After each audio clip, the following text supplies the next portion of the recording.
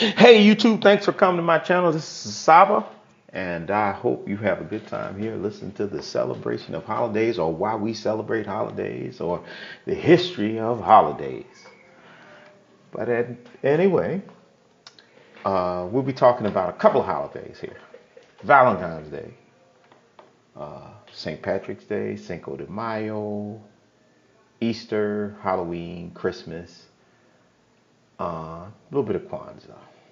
But let's start off just talking about maybe holidays. For instance, there are a lot of holidays, and as in America, as in a lot of places, we look for reasons to celebrate holidays. People will celebrate for anything in America for whatever.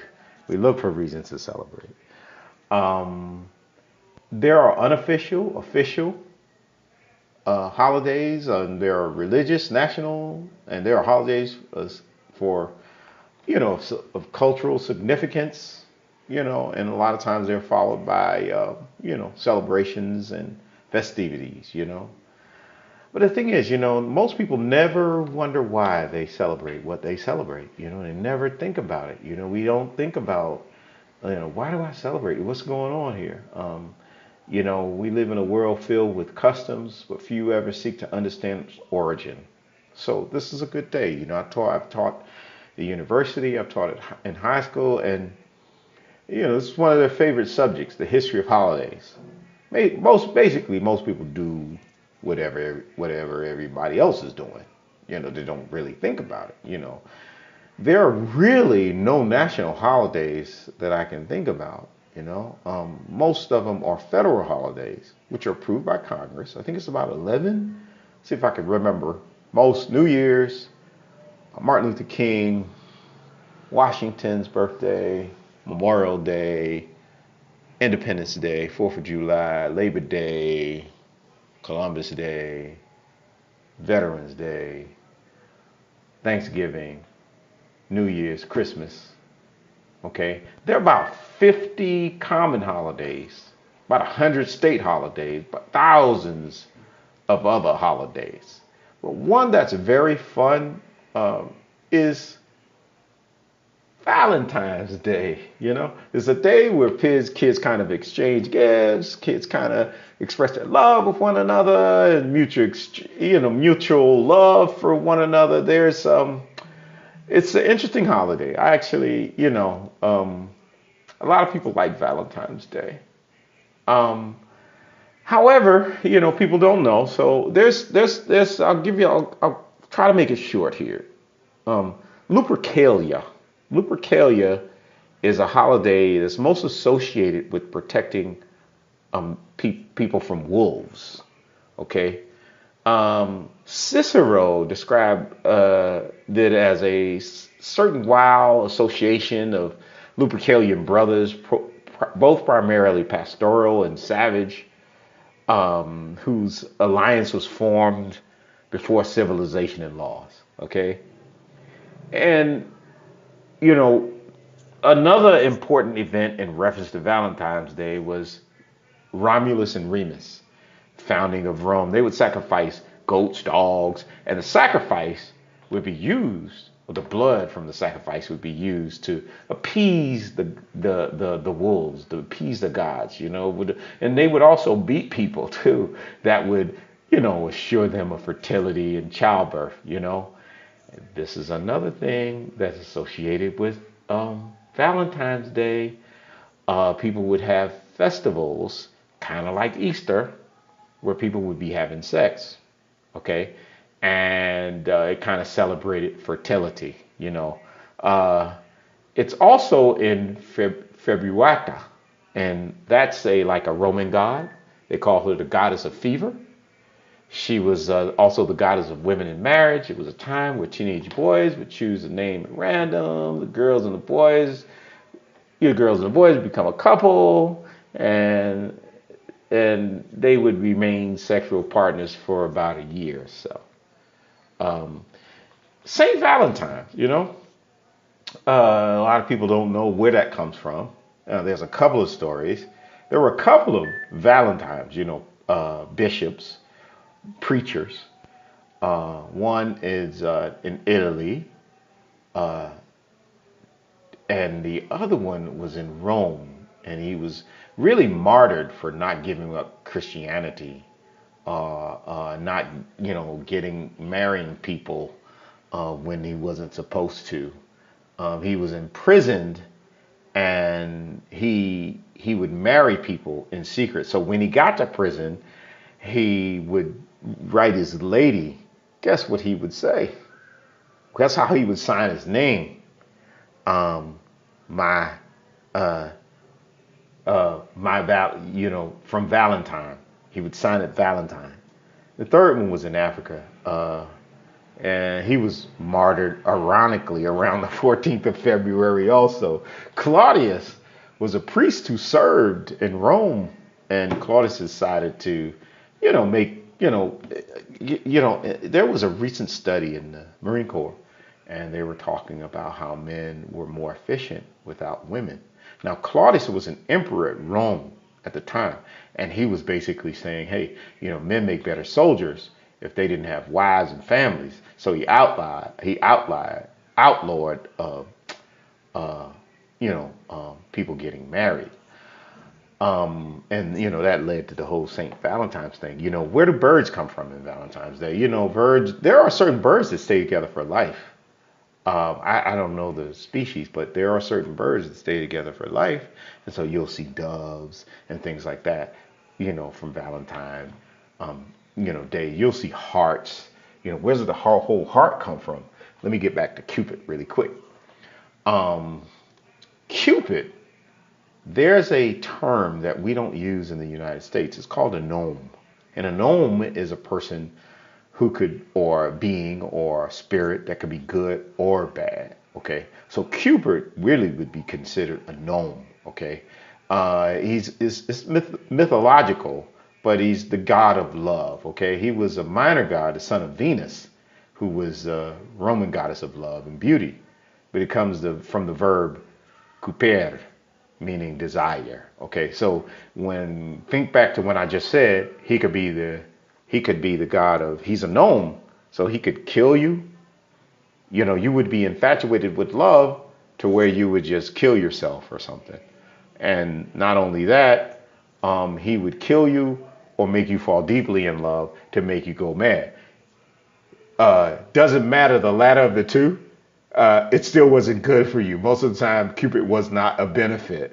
Okay. Where does the heart shape come from? Because hearts don't look like that. Some people say that the heart had a lot to do with like maybe cows' hearts or whatever. People talk about it represents the hips of a woman, the buttocks, the fallopian tubes of a woman. And so that's kind of where the heart comes from. Okay. Also, there was a ancient silver coin depicting this fruit or seed that basically is now extinct. It's siliphium. Okay, and people, kind of associate that with love as well. The heart has been a symbol of a lot of things. People thought it was the mind.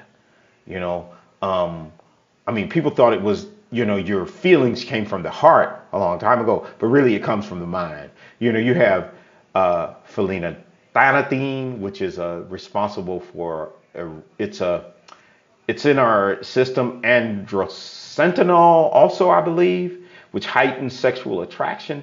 Chocolate, which is to be some type of aphrodisiac, they say, has a chemical that makes you love. And so that's why you'll be like, oh, my sweetie, oh, my love, oh, my heart, oh, my, because people will associate those things with love. But, when I think about a couple of things, there are a lot of words, as I think about it here, in reference to phobias, in reference to love and, Valentine, for instance, fear of commitment is agoraphobia, fear of flowers, analophobia.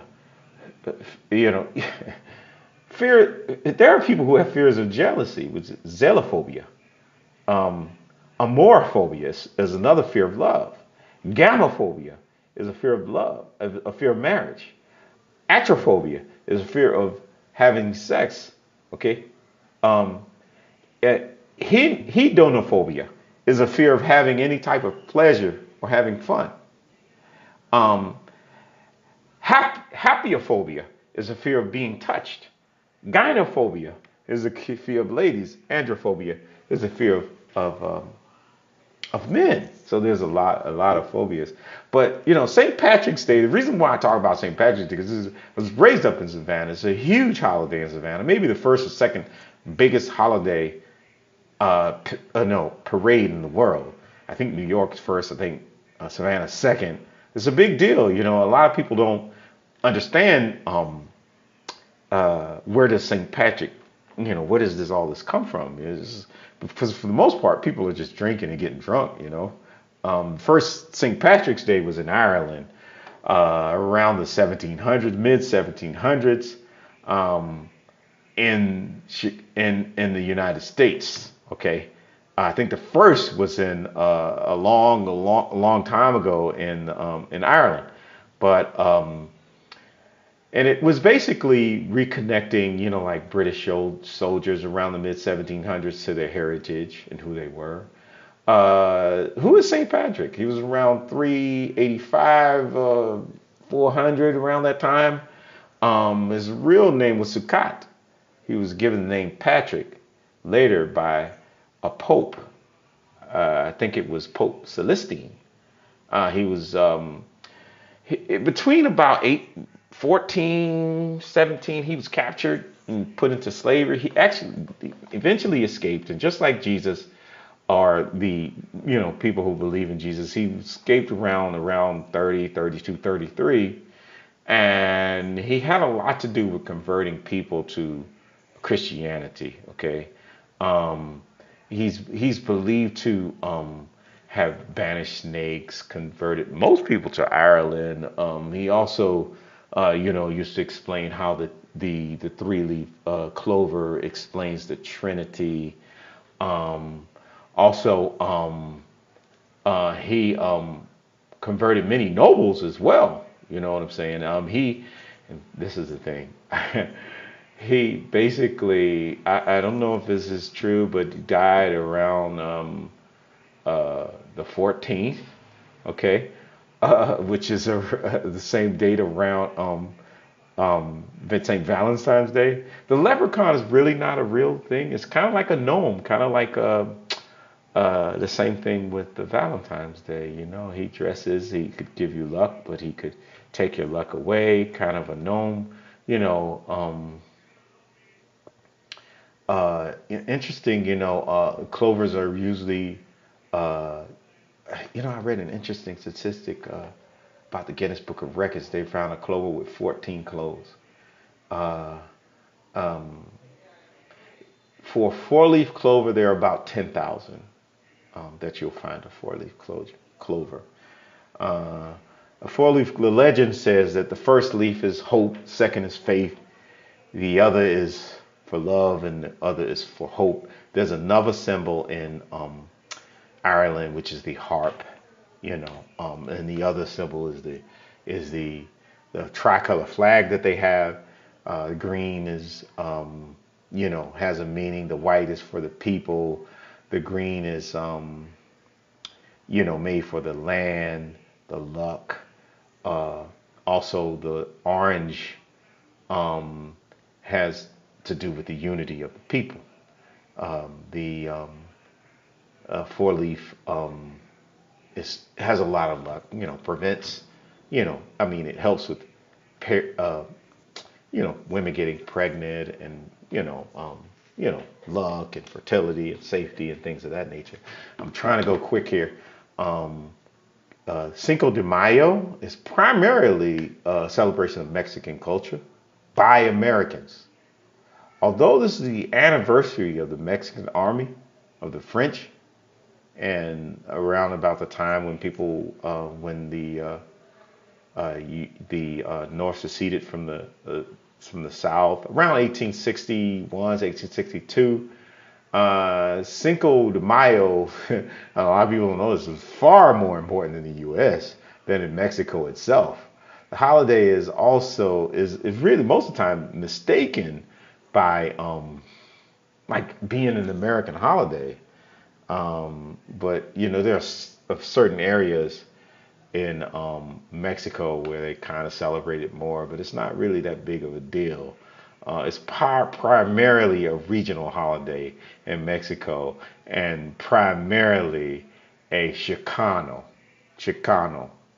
holiday in the States. I think it started to take place around the before 1970, I believe. A group of California State University students started to commemorate um, uh, the Chicano history, because at the time there was no holiday at the time. I'm going quick here. Easter, it's about, the Jesus rising up from the dead, where he was like, take this bread, it is part of my body. And of course, he rose from the dead. Nobody knew where he was. And so hence, you have Easter. Okay. Um, you know, However, historians will submit to you that Easter was long celebrated before the Easter that we know. Okay, Estor, Estara, Estor, Estori, Estora, Asartete, Estor. It's a lot of words, but a lot of them are linked to estrogen. Easter developed through centuries in reference to fertility. Babylon, Egypt, Greece, pagan Europe, Christian Rome. It was all in, fertility. Kind of like Halloween, uh, the same kind of concept. Um, Also, in reference to Easter, Easter kind of means, like much newer, which in early English, Christians wanted others to accept Christianity. They decided to use the name Easter for the holiday. Um, and they tried to they wanted to move Easter away from being pagan and being more accepted into Christianity. People would worship the sun. Okay, so Easter was infused with, when Constantine tried to infuse people into the Christian religion, they had to accept whatever. So a lot of them people brought their pagan traditions. Now you can look up the Council of Nicaea, which is very interesting. Very interesting. The Council of Nicaea is very interesting. About three. There were a couple of councils. Okay, but what I'm saying in reference to Constantine, at the time, whatever the king was, you'd have to follow. So the council basically decided that Easter would fall on the Sunday following the first moon after the equinox, and that's basically what had happened. Now let me give you a couple of. I'm going on a tangent here. If I can remember some of the things here, how important the trio or the three is important. The trio, especially in Christianity and Pythagorean, was really important in that all things Pythagoras basically submitted that all things can be expressed in numerical terms, ultimately reducible to numbers. So, for instance, the Trinity, it's God, Son, Holy Spirit. I mean, it's Father, Son, Holy Spirit. Three. Okay. Then a man, Jesus or God, is body, soul, human, spirit. Body, soul, human, spirit are three. So the divine attributes are threefold. You know, um, there were three shepherds that God's supposed to appear in three times: past, present, and future. There are other symbolisms, convergence of three traditions that made Easter: pagan, Hebrew, and Christian. Christ had 12 disciples, again by three by reduction. Christ was denied three times by Peter, betrayed by Judas. 30 pieces of silver he was crucified by two others, a total of three, and rose on the third day. In Genesis, it's stated that a year shall be 120. 6:3. Genesis 6:3. Again, 120 reduces to a whole of uh, 3. Noah had 3 sons. The word Bible is in 3 vibrations: 2, 9, 2, 3 plus 5, 21, 2 plus 3 equal 3. So it's still reduced. Jesus was resurrected on the 3rd day. Don't want to lose you, but just saying there's a lot of symbolism in 3. Even the ancient Egyptians were practicing or believed, had celebrations with eggs and promiscuity. You've heard this before. Bunny rabbits don't even lay eggs. Okay, there's no such thing. Okay, at first it was a hare, and then they kind of changed it to the bunny rabbit. Bunny rabbits have a lot of sex too, so it represented the whole fertility thing. Now, Halloween is a very interesting subject. Trying to move fast here.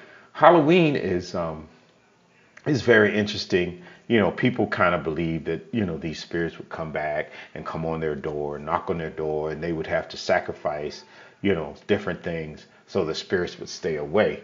Because keep in mind, early Europe was very superstitious. People believed that people would possess your body. And so they were dressed up in manners that were ghoulish to kind of scare people away. They would noisily parade around the neighborhoods and things like that. And, it has a lot to do. I mean, many people were burned at the stake in Europe, because of superstition. Just because of superstition. Okay. People would put on these costumes of animal heads, and, they would light these fires to protect them of the coming winter. Okay. By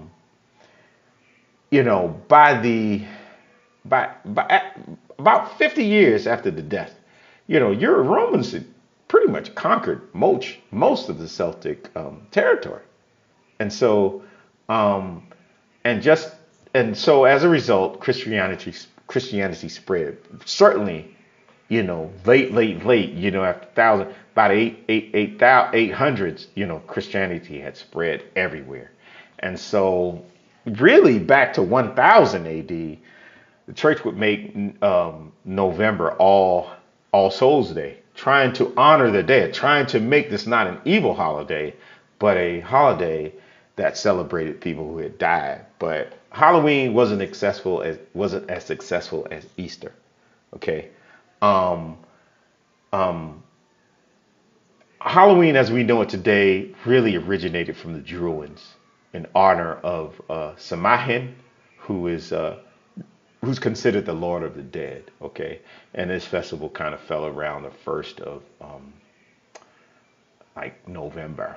Okay, a lot of these holidays, including Easter, a lot of these practices were infused into Christianity. Okay,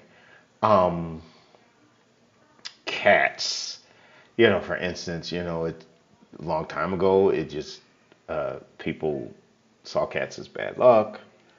Color of the cat was bad luck.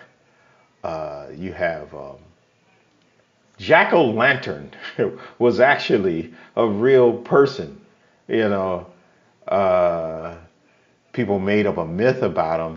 He was denied entrance into heaven because of his evil ways, and instead the devil gave him one light in the darkness, and he would be glowing forever. Early people put the jack-o'-lantern out as a turnip or a rutabaga, but later on it became a pumpkin. Even Frankenstein and Dracula were real situations. Mary Shelley kind of made Frankenstein real, because at the time, people were going into the graveyard and they would collect fresh parts. People actually believed you could bring the devil. I mean, not the devil, but you could bring people to life. There was a few doctors who would, provide electricity, and people would see it moving and everything, and they'd be like, "It's alive," And so, but that's not far from maybe what we even believe today because of cryonics and people, people thinking, what is life? There's an actual animal. Because science has baffled has baffled people. What is death? It's called some kind of bear. Oh, it's a little animal. Man, can't even think of it, but it can be frozen in high temperatures. You can put it in a plastic. They found one of them in a plastic from some relic, and they added water to it, and it came back to life for a long number of years. But at any rate, with the Industrial Revolution, people began to see the body as a machine, and people kind of thought maybe you could, make people continue to live. So it kind of clashed with science and religion. Okay, even Dracula, there was somebody called Vlad the Impaler. He was a Romanian ruler, and he used cruel punishment methods. Uh, you know, and people began to call him the son of the devil or the dragon raised in Transylvania. It was actually in Transylvania. He's believed to kill over 20,000 people, Turks and Bulgarians, and he would do stuff like, impale people. That's what he's known for, impaling. They call him Vlad the Impaler. So he was torturing people, burning people, skinning people, roasting people, boiling people, feeding people's flesh to their friends and relatives, cutting off limbs, drowning people, nailing people's hats to their heads. They included men, women, children, old people. He didn't give a damn. Okay. But the thing about it is, Vlad was eventually decapitated. Okay, there's another guy, Adam Stoker, who was a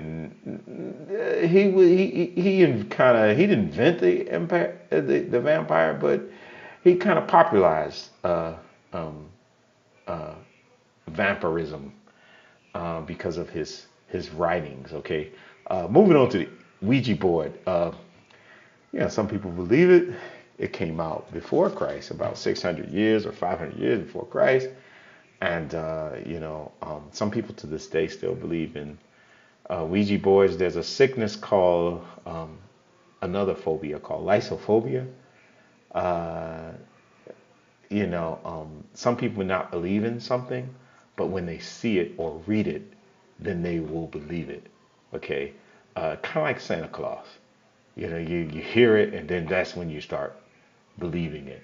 Uh, some writers even have gone insane, Edgar Allan Poe, Mary Shelley, Frankenstein, and others. Christmas. Christmas is a good one. Uh, it was celebrated a long time ago, 4,000 years ago, Um, and some people called it. They would celebrate it around this time, around December 1st. They were uh, they were calling it Saturnalia. Okay. Um, I'll give you if if Christmas, if Jesus was real, he probably had a lot of brothers, with the same story of being resurrected and coming up from the dead. There's a verse that I remember. I think it's Matthew 15, maybe 8 or 9. And he said, but in vain they worship me. The doctrines of commandments of men. Uh, some people believe that Christmas is not a commandment of God. It is more of a tradition. Every year throughout the world, December 25th, people are practicing, people practice Christmas. Look up Mithra, you know. Uh, it's just a long line of people that were involved with Saturnalia. But I'll let you guys make your, own decision on that. New Year's, where did the tree come from? On the Roman New Year, um, houses were decorated with greenery lights, and they kind of infused that into New Year's. Think about this. Saturnalia is very close to Santa. Okay. Okay. I thought about this. Santa and Satan. Okay. Both wear red and live in extreme climates. Both are in competition with with Jesus. They both inspire greed. Okay. They are always watching. And their names contain the same letters. Okay. Um, uh, Both are known to have been good or bad. So, so be good for goodness sake. Okay. Both grant wishes. Hardly they ever come true. They both hardly ever give you what you want. And they're surrounded by minions. And they see you when you're sleeping. Okay. The exact day of, you know, those who believe in Jesus is really can't be pinpointed. You know, most scholars can't agree. Uh, in about 137 AD, the Bishop of Rome, you know, he ordered the birthday of Christ to be celebrated. And about 350, other bishop, Julius, basically said, look, let's do this on December 25th, okay? Shut up, do what I say, okay? That's, you don't believe me, look it up. Uh, uh, what's the deal with the present? You know, with the presents. You know, I remember my father would be like, on Mother's Day or Christmas, he was like, yo, it's this. You're not my mother. He would tell my mother. He's like, I ain't giving you no gift. You're not my mother. And he would say on Christmas,